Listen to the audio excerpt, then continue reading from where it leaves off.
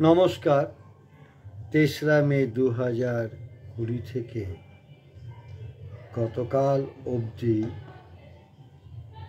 আবিশ্বে ২৪৩০ জন কবির কবিতা পাঠের পর আজ থেকে শুরু হচ্ছে প্রিয় কবিদের প্রিয় গ্রন্থ থেকে কবিতা পাঠ। আজ আমি পড়ব কবি মৌ চট্টোপাধ্যায়ের কবিতা ৪-১-৪ গ্রন্থ থেকে। প্রকাশক গ্রন্থটি পাঠিয়েছেন, তাকে আমার শ্রদ্ধা ও ভালোবাসা। বইটি পাঠ করতে গিয়ে দেখলাম 4টি ইতিপূর্বে প্রকাশিত চটি গ্রন্থ থেকে কবিতাগুলি তিনি এক মলাটে বন্দি করেছেন। সম্পর্কে টানাপোড়েন, দেশ দেশান্তর, পাহাড়ের আঁকেবাঁকে ও সমুদ্র মন্থন। আমি সম্পর্কের টানাপোড়েন থেকে তার একটি কবিতা পড়ছি। ভালোবাসার জন্মদিন। ভালোবাসার জন্মদিন মৌ চট্টোপাধ্যায়। দীর্ঘ 50 বছর পার করার পর সুচরিতা, আজ তোমার কি চাইতে ইচ্ছে করছে আমার কাছে? যৌবনের রঙিন দিন, নাকি বার্ধক্যের বেঞ্চে বসে থেকে অতীতের রোমন্থন? আর ভবিষ্যতের চিন্তা করব না।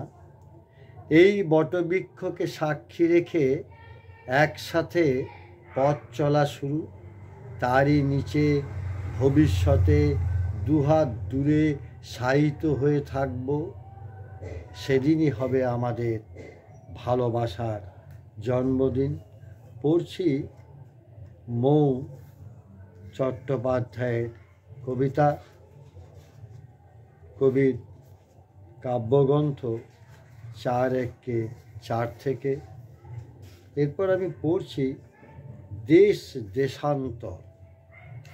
দেশ দেশান্তর থেকে কবি মৌ চট্টোপাধ্যায়ের একটি কবিতা,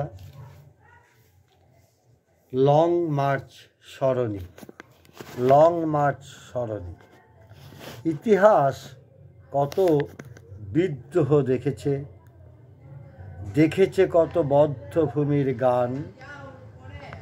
মানুষ কতটা সংগ্রাম মুখর, করেছে কত বিপ্লব বিজারণ।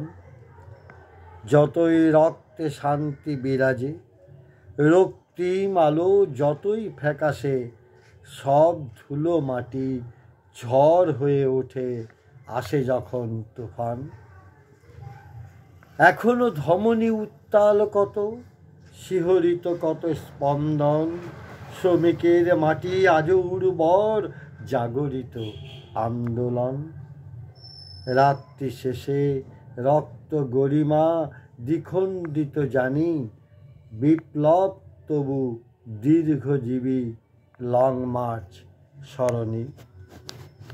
পড়ছি কবি মৌ চট্টোপাধ্যায়ের কবিতা পাহাড়ের আঁকেবাঁকে। সেখান থেকে পড়ছি একটি কবিতা,